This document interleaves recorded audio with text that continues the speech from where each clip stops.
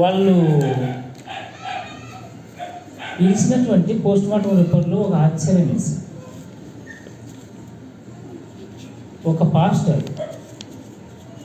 పాస్టరే కాకుండా సాఫ్ట్వేర్ ఇంజనీర్ని తయారు చేసి సాఫ్ట్వేర్ కంపెనీ నడిపేటువంటి ఒక బిజినెస్ మ్యాన్.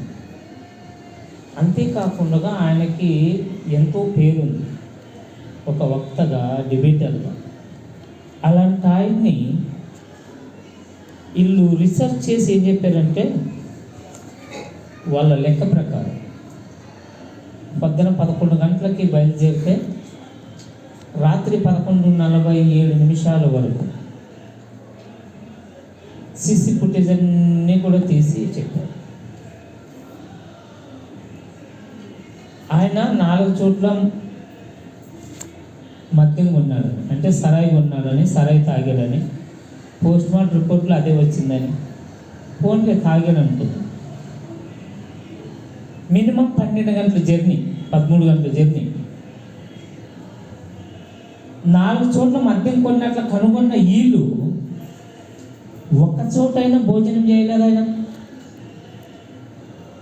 ఒక్క చోటైనా ఒక వాటర్ బాటిల్ కొనుక్కోలేదా? ఒక్క చోటైనా ఎలిమెంట్ లేకుండా, మాస్క్ లేకుండా ఫోటో చూపించలేకపోయాడు.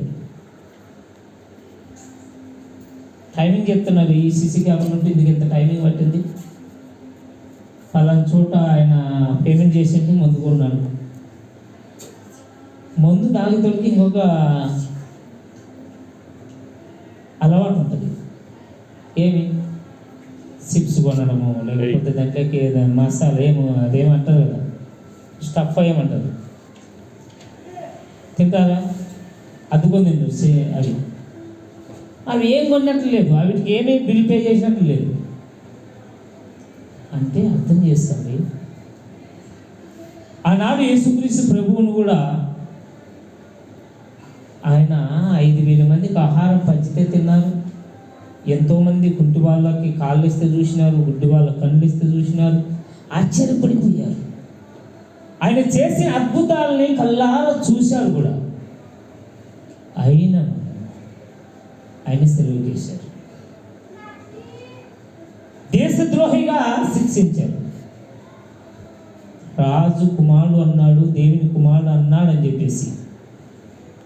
ఈనాడు మనం చూసుకుంటే ప్రవీణ్ అన్న గారిని కూడా ఒకటి మా బైబిల్ని నిందిస్తారు కాబట్టి మీ గ్రంథాల్లో ఏముందో చెక్ చేసుకుని అన్న వాళ్ళకి సమాధానం చెప్పేదట్లానే ఇలాగే వదిలేస్తే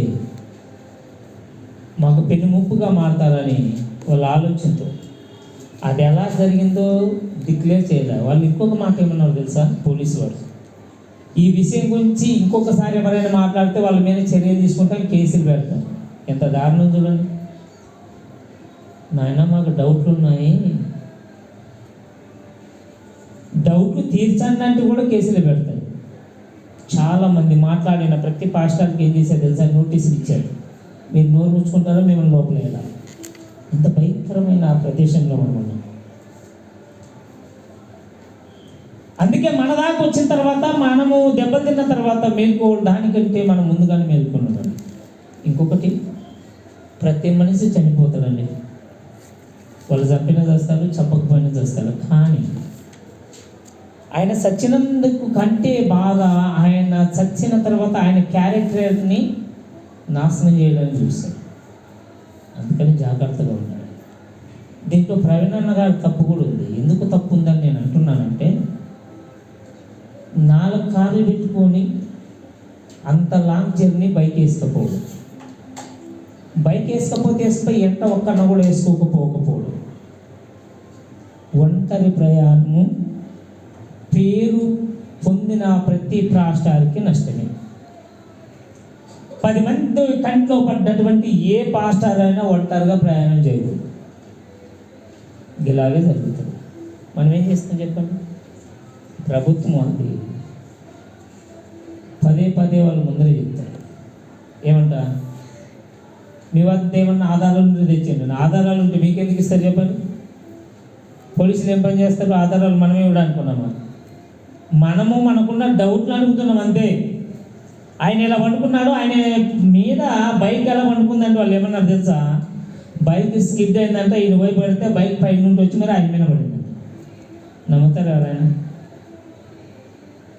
అందుకనే జాగ్రత్త. ఎన్ని హింసలు వచ్చినా, బాధలు వచ్చినా, సమస్యలు వచ్చినా ధైర్యాన్ని కోల్పోకుండా ఇవన్నీ క్రైస్తవులు ముందే గమనించారు. ఏమంట?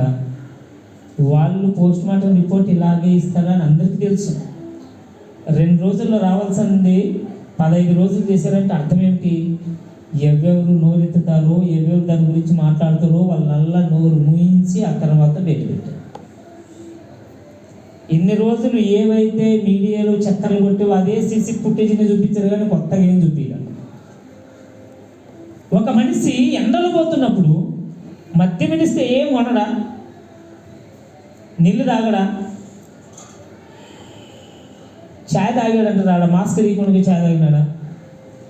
ఆడ ఫోటో లేదు. 2-3 గంటలు రెస్ట్ చేశారు, ఆ గార్డెన్లో పండుకున్నారు అన్నారు.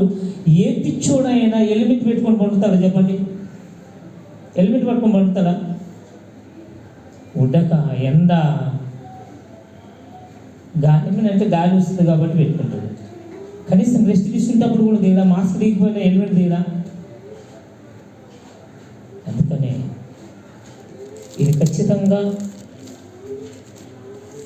క్రైస్తవుల యొక్క మనోభావాలు దెబ్బతీసేలా ఉన్నది. కానీ క్రైస్తవులు ఎప్పుడైనా కానీ ఒకటి గుర్తుపెట్టుకోవాలి, ఎంతమంది చనిపోయినా. ఇక్కడ చూడండి, మనం కానీ చూసుకుంటే ఎంతోమంది ప్రాణాలను వదిలేస్తారు. ఒక మాట చూస్తే అపోస్తుల కార్యాలు ఒకసారి చూద్దాం.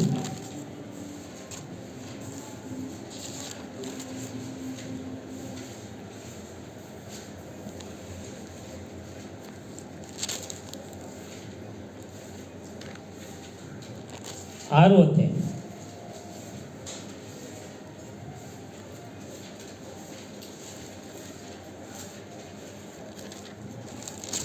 7వ అధ్యాయం చూద్దాం ఒకసారి.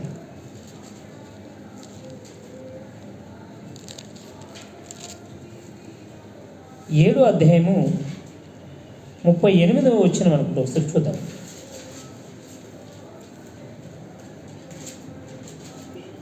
रानातील मंडळीमध्ये सिनाय पर्वतावर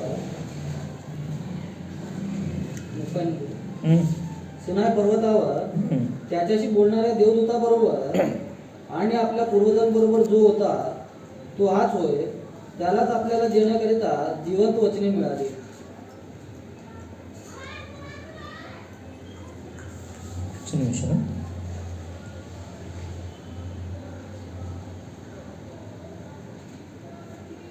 ఈ మోషే గురించి మాట్లాడుతూ చెప్తున్నాడు. ఎవరు మాట్లాడుతున్నారు? స్టీఫెన్ గారు మాట్లాడుతున్నారు. ఎవరికి?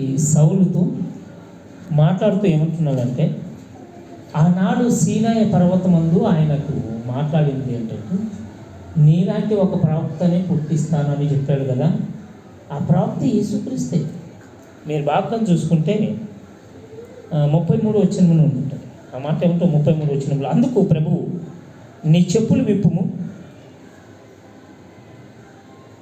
నీవు నిలిచిన చోట పరిశుద్ధమైనది. ఇది మనకు నిర్గమకాండం 3వ అధ్యాయంలో కూడా కనపడుతుంది. ఎప్పుడైతే మోషే గారు గొర్రెలు కాసుకుంటూ ఒక పర్వతం మీద మండుచున్న పొదను చూస్తాడో, అప్పుడు ఆయన గురించి మాట్లాడుతూ వస్తే, యూదులందరూ కూడా యేసుక్రీస్తు ప్రభు కాదని, యేసుక్రీస్తు మెస్సే కాదని, యేసుక్రీస్తు అస్సలు దేవుని కుమారుడే కాదని మాట్లాడుతుంటే వాళ్ళకి చెప్తున్నాడు ఈ స్టీఫెన్ గారు. ఏమని మాట్లాడుతున్నాడు? మన మోషే ధర్మశాస్త్రం రాసి ఉన్నారు కదా, ఆ రోజే మోషేతోనే మాట్లాడాడు, నీలాంటి ఒక ప్రవక్తను పంపిస్తానని. ఆ ప్రవక్తేరా నాయన మన యేసుక్రీస్తు ప్రభు, నమ్మండి అని వాక్యాన్ని చెబుతూ వస్తే, ఇక్కడ మనం కానీ చూసుకుంటే 42 వచ్చింది అనుకుంటా చూడండి. అందుకేమంటారు? तेव्हा देवाने त्यांच्याकडे पाठ फिरवली आणि त्यांना आकाशातील सेनांगणाची पूजा कराव्यास सोडून दिले. याविषयी संदेशाच्या पुस्तकात लिहिले आहे, हे इस्रायलाच्या घराण्या, तुम्ही 40 वर्षे अरण्यात बलिदाने व यज्ञ मला केले काय? ఏమంట? ఇవన్నీ పాత నిబంధనలు దేని గురించి రాయబడింది? యేసుక్రీస్తు వస్తున్నాడు అన్న సూచనగా రాయబడింది. బలిపీఠముల కట్టి ఆనాడు బలులు ఇచ్చారు, కానీ పశువుల బలుల వల్ల ఏది ఒరగదని చెప్పేసి, ఇదిగో నేను నా కుమారుని మీ దగ్గరికి పంపిస్తున్నాను. పరిశుద్ధుడు తన రక్తాన్ని చిందించాలి, ఆ పరిశుద్ధుడు తన రక్తాన్ని కార్చాలి. ఆ పరిశుద్ధుడు కార్చిన రక్తములో కడగబడితే తప్ప ఏ మనిషి కూడా ఏం చేయలేడు, పరిశుద్ధంగా ఉండలేడు.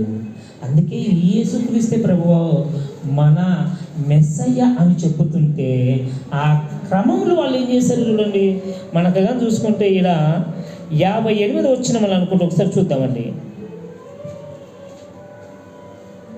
57 వచ్చిన ఈ స్టిఫెన్ గారు వాళ్ళతో మాట్లాడుతూ తలికించుచు డిబేట్ చేశారు. ఎవరితో? సౌలుతోనూ యాజకులతోనూ స్టిఫెన్ గారు డిబేట్ చేశారు.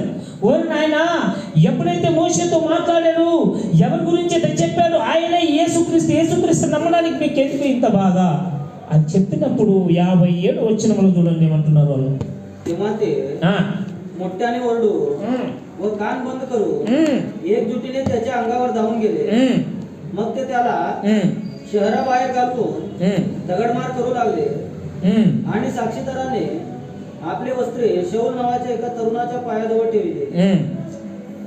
ते दगडमार करीत असता स्टेफन प्रभूचा दावा करीत म्हणाला, हे प्रभू येशू, माझ्या आत्म्याचा स्वीकार कर. मग गुडघे टेकून तो मोठ्याने ओरडला, हे प्रभू, हे पाप त्यांच्याकडे मोजू नको, असे बोलून तो झोपी गेला. ఇక్కడ చూసారా? అప్పుడు వారు పెద్ద కేకలు వేసి చెవులు మూసుకొని ఏకముగా అతని మీద పడిరి. స్టిఫెన్ గారు మాట్లాడే మాటలకి వాళ్ళంతా సమాధానం లేక, స్టిఫెన్ గారు చెప్పేదానికి వాళ్ళంతా జవాబు లేక, ఆయనతో తర్కించలేక, ఆయనతో డిబేట్కి దిగలేక, ఆయన చెప్పిన మాటకి సమాధానం చెప్పలేక ఏం చేశారో తెలుసా?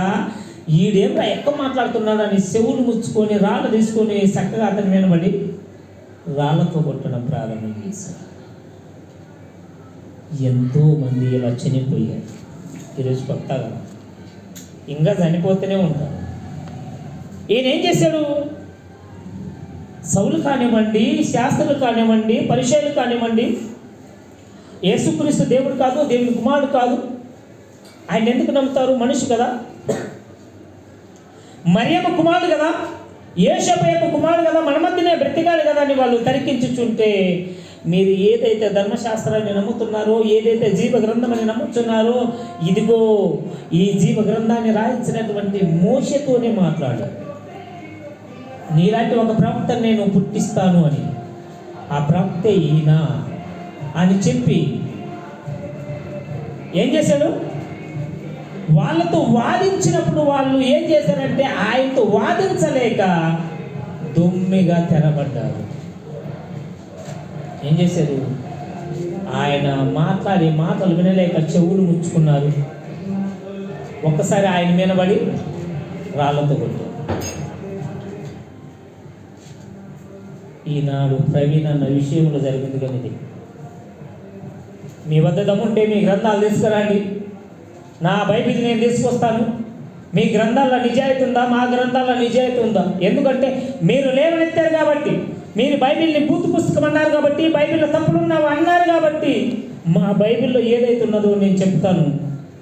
మీ అదే ప్రకారం మీ గ్రంథాల్లో ఏమున్నదో అది కూడా విప్పి చెప్తాను అన్నప్పుడు వాళ్ళు అడిగిన దానికి సమాధానం చెప్పిన దానికే ఈయన మీద కుట్ర చేశారు. ఆనాడు స్టిఫెన్ గారు మీద కానీ అలాగే కుట్ర చేశారు. చేసింది ఎవరు గారు? యూదులు, యెహోవా దేవుని నమ్మినటువంటి దైవ జనులు, మంది కాదు మనోళ్ళు.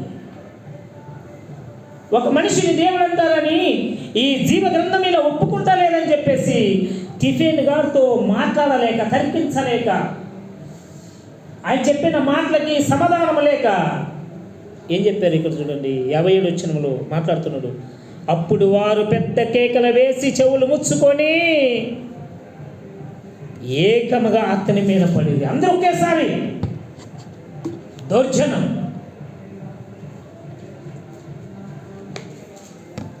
వాళ్ళంతా దమ్ముంటే ఆయన చెప్పిన మాట్లాడిన దానికి ప్రత్యుత్తరం ఇవ్వాలి, సమాధానం ఇవ్వాలి. ఎదుగో నీ చెప్పేది రాంగ్ అని చెప్పి ప్రూఫ్ చేయాలి. అది చెప్పకపోగా ఏం చేశారంటే ఆయన మీద పడ్డారు. ఏం చెప్పారు చూడండి కింద 58 వచనంలో. मग ते त्याला शहराबाहेर घालून दगडमार करू लागले आणि साक्षीदारांनी आपली वस्त्रे शऊ नावाच्या एका तरुणाच्या पायाजवळ ठेवली. ते दगडमार करीत असतात. చాలు ఏమంటున్నాడు ఈయన? పట్టణపు వెలుపలకి అతనిని వెళ్ళగొట్టి రాళ్ళు రుమి చూచిరి. సాక్షులు సౌలు అను ఒక యవ్వని పాదముల యొద్ద తన వస్త్రములు పెట్టిరి. స్టిఫెను వస్త్రాలు తీసేశారు. పౌలు అనబడినటువంటి సౌలుగా ఉన్నప్పుడు స్టిఫెన్ మరణానికి ప్రధాన ముద్ద ఎవరంటే పౌలుగా వెళ్ళబడ్డ సౌలే. ఆయన బట్టలు తీసి ఇదిగో నీవే సాక్షి, ఇడు తప్పు చేశాడు, ధర్మశాస్త్రాన్ని దూషించాడు, మన మోసి రాసిన గ్రంథాన్ని తప్పు పట్టాలని చెప్పేసి లేనివి మోపి ఊరు బయటికి ఈసుకుపోయి రాళ్ళతో కొట్టేశారు అన్నాడు. మరి ఈనాడు చంపితే మన పెద్ద ఫరక్ పడుతుందా? అంతకి ఇంకా రెంటింపు సేవకులు తయారయ్యారు. ఎక్కడైతే మనం బైబిల్లో చూస్తున్నామో, ఎక్కడైతే వాక్యాన్ని అణిచి వేయాలనుకున్నారో అక్కడే ఇంకా అత్యధికముగా ఏమైపోయింది? వాక్యం విస్తరించింది. ఏ సమయంలో అయితే ఎంతమందిని అయితే చంపాలనుకున్నాడు అంతకి 100 రెట్ల మందిని ప్రభావితం చేశాడు వాక్యం ద్వారా. ఈ సాక్షిగా ఉన్న ఈ పౌలే సౌలుగా మారి తన ప్రాణాన్ని సైతం అర్పించాడు. సౌలాన్ని ఎలా చంపాలంటే ఆయన అన్న మాట్లాడేదో తెలుసా? నా తలకాయ నరకండి, నా స్థిరం చేయండి.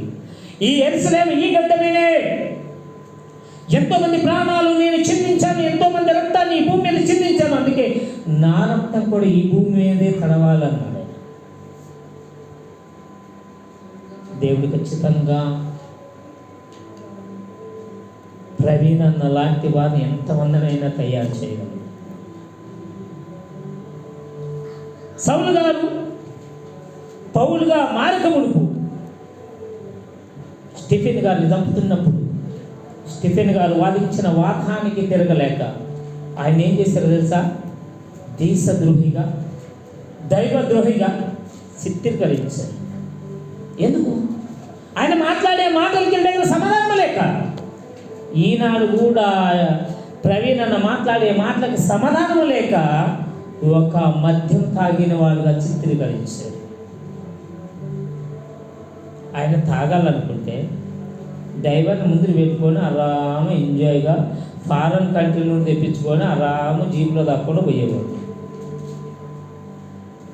లేదా ఎడన వాటలు లాడ్జ్ తీసుకొని లాడ్జ్ దాగిపోయేవాడు. ఏ పిచ్చోడైనా మన ఒక ఆయన మాట్లాడుతున్నాడు, నేను ఫుల్ తాగబోతండి, ఏ తాగబోతు కూడా అన్ని రకాలు తాగడాను. మరి ఏం జరిగిందంటే అది దేవుడికే తెలియదు. ఎందుకంటే ఎవరైతే దేవుని గురించి గలమెప్పుతారో సాతాను ఏదో ఒక విధంగా ఖచ్చితంగా తయారు చేస్తారు.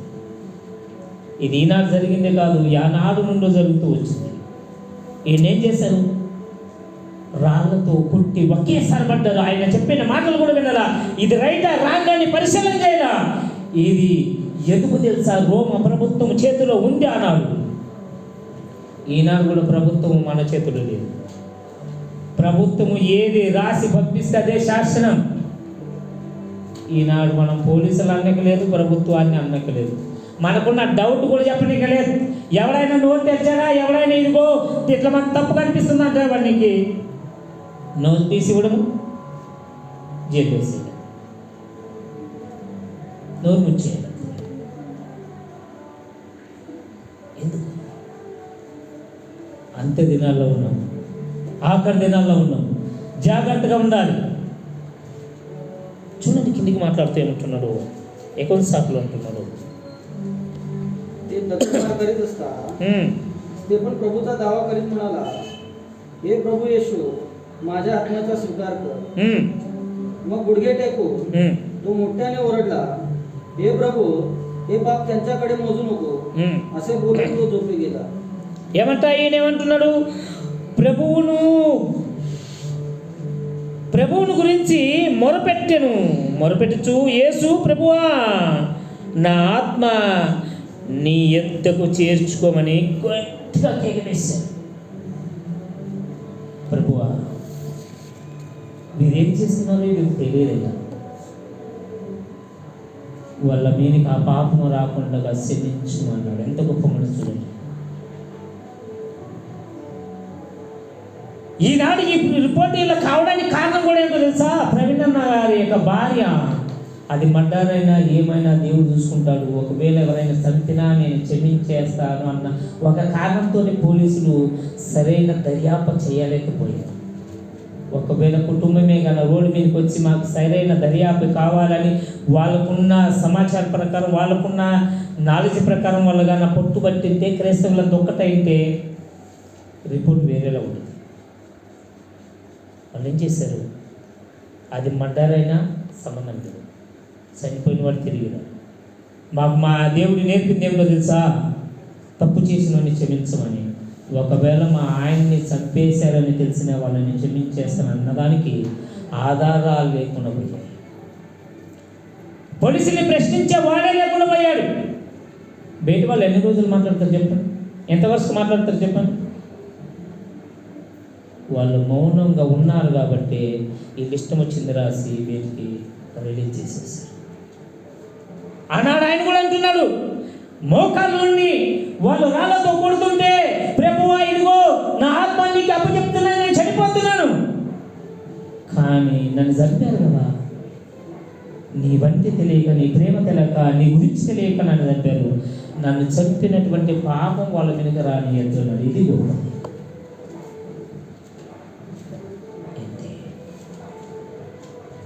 ఈనాడు నీవైనా నేనైనా చావు మన దాకా రావచ్చు. మనం ధైర్యంగా ఉండాలి, విశ్వాసాన్ని కోల్పోకూడదు. అయ్యో ఇంకా 4 దినాలు బ్రతకాలి కదా, ప్రభుత్వం వాళ్ళ చేతిలో ఉంది కాబట్టి, పోలీసు బలగాలు వాళ్ళ చేతిలో ఉన్నారు కాబట్టి మనం వాళ్ళకు లోబడి ఉండాలి. చిన్న తప్పే కదా దేవుడు క్షమిస్తాడని ఎప్పుడు కూడా అనుకోకూడదు. అవసరమైతే చావడానికి సిద్ధంగా ఉండాలి కానీ తప్పు చేయడానికి మాత్రమే సిద్ధంగా ఉండకూడదు. ఈనాడు మనం ప్రవీణ్ అన్న కేసు గురించి చూస్తుంటే, ఆనాడు స్టీఫెన్ గారికి జరిగినట్లే జరిగింది. స్టీఫెన్ గారిని చాలా అడుక్కున్నారు మన యేసుక్రీస్తు ప్రభు శిష్యులు. తొందరపడద్దు,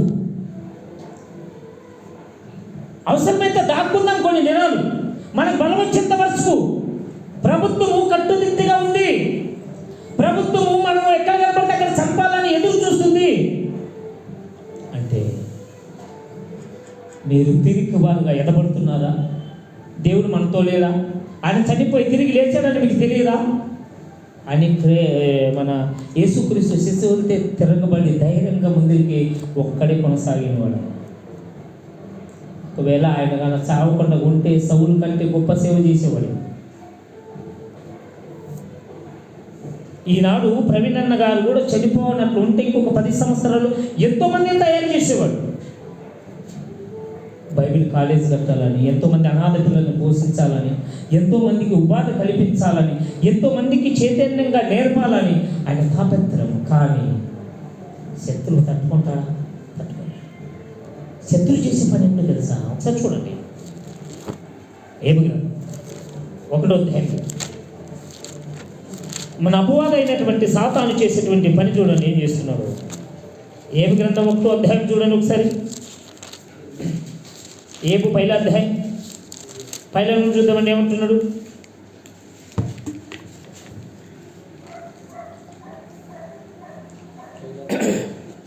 ఏబు 1వ अध्याय 1 నుండి. उस देशात एक पुरुष होता, त्याचे नाव योब असे होते. तो सात्विक व सरळ होता. तो देवाला भिवून वागे. ఇక్కడ చూసారా? ఊజు దేశమందు ఒక మనుషుడు ఉండేను. ఏబు అనేటువంటి ఒక మనుషుడు యథార్థవంతుడు, న్యాయవంతుడు, దేవుడంటే భయభక్తులు కలిగిన వాడు. దేవుడు అంటే చాలా భయభక్తులు. ఎంత ఆస్తి ఉన్నప్పటికీ, ఎంత సంపద ఉన్నప్పటికీ, ఎంతోమంది పనివారు ఉన్నప్పటికీ, 10 మంది సంతానం ఉన్నప్పటికీ, ఆయన శాసిస్తే ఏదైనా జరగాలి ఆ దేశంలో.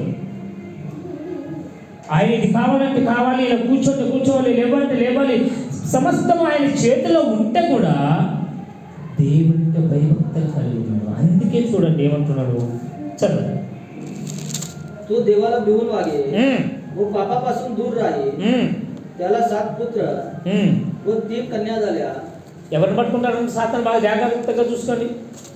దేవుడైతే భయభక్తులు కలిగిన వారిని, పాపము నుండి దూరంగా ఉన్న వారిని, దేవునికి దగ్గరగా ఉన్న వారిని ఎదుగుతాడు. ఆయనకంట 3 కుమారులు, 7 మంది కుమారులు ఉండి 7,000 मेंढरे, 3,000 ऊंट, बैलांच्या 500 जोड्या. సానుడు చదవండి ఒకసారి. సానుడు. एक दिवस असा झाला की, బాగా జాగ్రత్తగా వినండి. ఒకరోజు ఇలాంటి దినం వచ్చేసిందంటే ఏమిటి? దేవదూతలందరూ దేవుని ముందు సమూహముగా వచ్చి ఉండాలి. దేవునికి తెలుసు ఎవడు అపవాది, ఎవడు నా దూత అని దేవునికి బాగా తెలుసు. ఆడ జరిగిన సంఘటన చూడండి. సాతాను ఎవరి మీద తయారు చేస్తాడు చూడండి. एक दिवस असा आला की त्या दिवशी देवपुत्र परमेश्वरापुढे येऊन उभे राहिले व त्यांच्यामध्ये सैतानही आला. परमेश्वर सैतानास म्हणाला, तू आता कुठून आलास?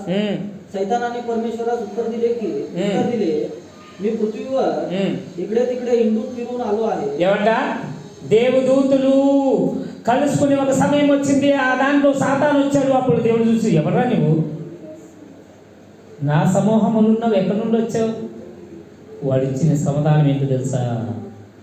భూలోకముల నుండి అటు ఇటు తిరుగుతూ ఎవడు లేడు, అందరూ కూడా నా వశంలోనే ఉన్నారు.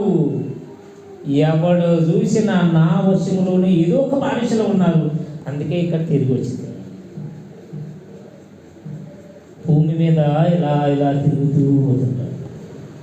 మన పేతురు రాసిన పత్రికలు ఒక మాట ఉంటాడు, అపవాది గర్జించు సింహం వల్ల ఎవరిని మింగుదినా అని తిరుగులాడుతూ ఉంటాడంట.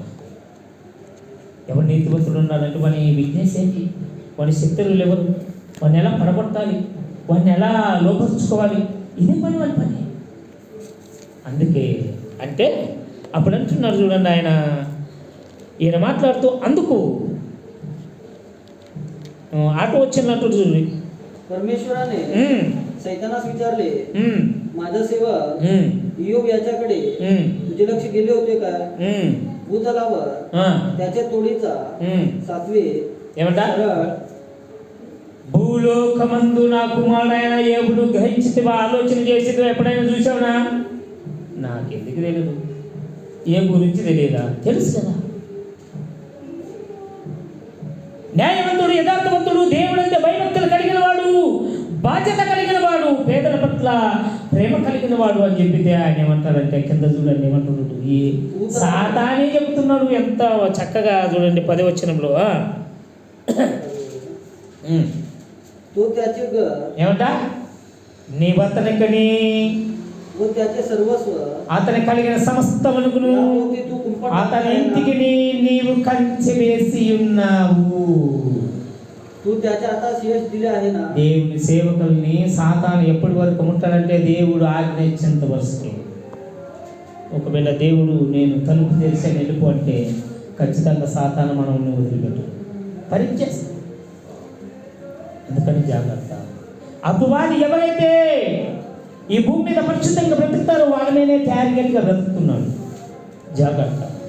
అవసరమైతే సాగు రావచ్చు, శ్రమలు రావచ్చు, ఇబ్బందులు రావచ్చు, మనకున్న సమస్తాన్ని కోల్పోవచ్చు.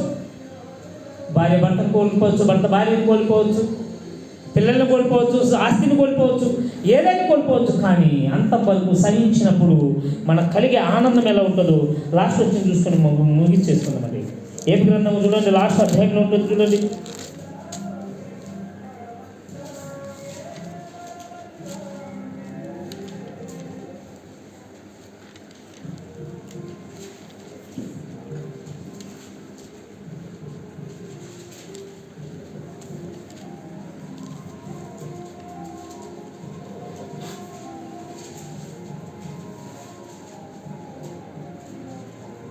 పన్నెండు వచనం చూడండి. 42 అధ్యాయం.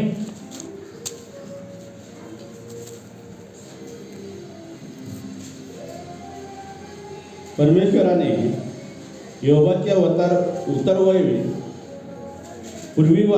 पूर्वीवयाहून अधिक सुख संपन्न केले. 14,000 मेंढरे, 6,000 उंट, बैलाच्या 1,000 जोड्या आणि 1,000 गाढवी इतक्या तो धनी झाला. ఒకటి బాగా గుర్తుపెట్టుకోండి. ఇక్కడ ఏమంటున్నాడు? ఏబు మొదట ఉన్న స్థితి కంటే ఎత్తైన స్థితిలో ఉన్నాడు. ఒకవేళ సేవలు నీవు చనిపోయిన పరలోకంలో కలుసుకుంటాం, లేదు ఈ లోకంలో ఉన్నప్పుడే శ్రమల్లో ఒకవేళ మనము ఎదుర్కొని నిలబడగలగాము అంటే దేవుడు మనల్ని ఏబుని ఎలాగైతే ఆశీర్వదించాడా అలాగని ఆయనకున్న ప్రతి దాంట్లో రెండంతలు చేసేసాడు. మళ్ళా 10 మంది పిల్లల్ని, అందాన్ని, ఆ సంపదని, ఆ సంతోషాన్ని, సమస్తాన్ని ఆయన చేతికిచ్చేశాడు. జాగ్రత్త, మనం ఎంత శ్రమను ఎదుర్కొంటామో అంత మనం బలపడతాం. అవసరమైతే చావడానికైనా సిద్ధంగా ఉండాలి. ఏంటంటే ఎందుకు మనం చనిపోవాలి, దేవుడు మనకు తోడుగా ఉందంటే దేవుడు మనకి ఇంతే పని అప్పచెప్తేనేమో. మనకి యెషయా గ్రంథంలో ఒక మాట ఉంటుంది, పరిశుద్ధులు ఎందుకు జల్ది చనిపోతారంటే వాళ్ళు పాపము చేయకుండా ఉంటూ పాపం చూడకుండా ఉన్నట్టు త్వరగా మనబోతారంట. ఎందుకు తెలుసా? ఏదో ఒక ఆపద వస్తుంది నిన్ను ముంచేయడానికి, అది రాకముందులే నిన్ను సాతాను నుండి దూరం చేయడం. ప్రతి మనిషి కూడా తెలుసుకోవాలి, జాగ్రత్తగా ఉండాలి. మనం కేవలం చర్చకు వచ్చినప్పుడు మాత్రమే కాదు, ఇంట్లో ఉన్నప్పుడు కూడా జాగ్రత్తగా ఉండాలి. మనం అన్నీ కూడా చదువుకోవాలి. బైబిల్తో పాటు వేరే పుస్తకాలు కూడా చదవండి కావాలండి. అవతల వాడు మాట్లాడినప్పుడు దాన్ని మాట్లాడే ప్రతి మాటకు జవాబు చెప్పేవారుగా మనం ఉండాలి, నత్తిపోకేవారుగా ఉండకూడదు. ఏమంటే మాకు తెలియదు అనేటువంటి విషయాలు మాత్రం ఉండకుండా జాగ్రత్త కలిగి ఉండాలని కొద్ది మాటలు ముగిస్తున్నాను. దేవుడు ఈ యొక్క వాక్యాన్ని మన హృదయంలో పనిపించిన ఆశీర్వదించిన గారు కళ్ళు సంచిన ప్రార్థన చేస్తున్నాను. మహాపరిశుద్ధుడైన నా దేవామి గణమైన పాదకు నమస్కారం. ఈ ఉదయకాల సమయం ఉంది నా ప్రభు. ఇదిగో ఎంతోమంది భక్తులు ఈ భూమి మీద నా ప్రభు మరి ఈరోజు ఇది మా చేతిలోకి రావడానికి ఎంతోమంది తన ప్రాణ త్యాగం చేశారు. అయ్యా, బ్రతికుండగా చర్మం వలసబడ్డారు, బ్రతికుండగా రంపాలతో భయపడ్డారు, ముక్కలు ముక్కలుగా నరకబడ్డారు, స్థిరస్థేదనము చేయబడ్డారు. ఎన్నో విధాలుగా నా ప్రభు మీ సేవను అందించే క్రమంలో చనిపోయారు, దెబ్బలు తిన్నారు, హింసపడ్డారు. కానీ నా ప్రభు వాళ్ళకు ఒక మంచి ఉన్నతమైన స్థానంలో మీరు పరలోక రాజ్యము ఇచ్చారు. కానీ నా ప్రభు అవసరమైతే ప్రాణం పెట్టడానికి సిద్ధంగా ఉండాలి, కానీ పాపం చేయడానికి సిద్ధంగా ఉండకూడదు. అయ్యా, ప్రవీణ్ అన్న గారు మీ చెత్త చేరున్నారని మేము అనుకుంటాం. ఆయన కుటుంబాన్ని దీవించాను. ఆయన విడిచిపోయిన ప్రతి పనిని కొనసాగడానికి సహాయం తెచ్చాను. ఎంతోమంది దయచేకులు నా ప్రభు ముందుకి కొనసాగాలని ఎన్నో శ్రమలను ఎదుర్కొంటున్నారు. వారందరికీ మీరు తోడుగా నడిపించండి, మీ కృపలో వదిలిపరచండి. అయ్యా, ఈ ప్రభుత్వాలు, ఈ యొక్క సమస్త వ్యవస్థ నా ప్రభు మరి మీకు విరోధంగా ఉండవచ్చునేమో, కానీ ఒకసారి మీరు కన్నెర చేస్తే సదోమ గుమార పట్టణాన్ని నా ప్రభు మరి ఈ రోజు వరకు గట్టి మలుపునగా నాశనం చేశారు. మీ దృష్టికి ఏదైతే చెడ్డ అనిపిస్తుందో చూసినంత మట్టుకు చూసి నా ప్రభు మరి మీ ఉగ్రత చూడలేక తట్టుకోలేకపోతున్నారు. జీవ గ్రంథము సెలవిస్తుంది, ఇంకా ఎంతవరకు సహించాలి? ఇదిగో దేవుని ఉగ్రత వస్తుంది. ఆయన ఉగ్రత రాకమునిపై మీరు మేలుకోండి. ఆయన ఉగ్రత మీ మీదికి రాకమునిపై మీరు పశ్చాత్తాపడండి, ఉపవాసం ఉండండి, ప్రార్థన చేయండి, మీకు వాక్యం సెలవిస్తుంది. అలా మేము భయభక్తులు కలిగి ఉన్నాను, దానికి సహాయం తెచ్చాను. మా దేశాన్ని నా ప్రభావమని మతోన్మాదుల నుండి తప్పించండి. ఎంతోమంది మతోన్మాదులు నా ప్రభావం దేశాన్ని అల్లుకొల్లాలు చేయాలని తమ సౌలాభం గురించి నా ప్రభావం ఎన్నో ఇబ్బందులు పెడుతున్నారు. అటు వారిని మానవోత్స కలిగించండి. సౌలిని పౌలుగా ఎలాగైతే మార్చారో మతోన్మాదులందరూ కూడా మారిపోయి నా ప్రభావం మరి మీ చెంతకు రావడానికి సహాయం దయచేస్తారండి. ముందుగా సమయం అంతా కూడా మీ సాధన నుంచుకొని చక్కగా నడిపించండి. ఇక్కడ కూడా వచ్చిన ప్రతి ఒక్కరిని జ్ఞాపకం చేసుకుంటారని యేసుక్రీస్తు అతి శ్రేష్టమైన నామములో అడిగి వినిపించిన పరమ తండ్రి, ఆమేన్. Thank you, God bless.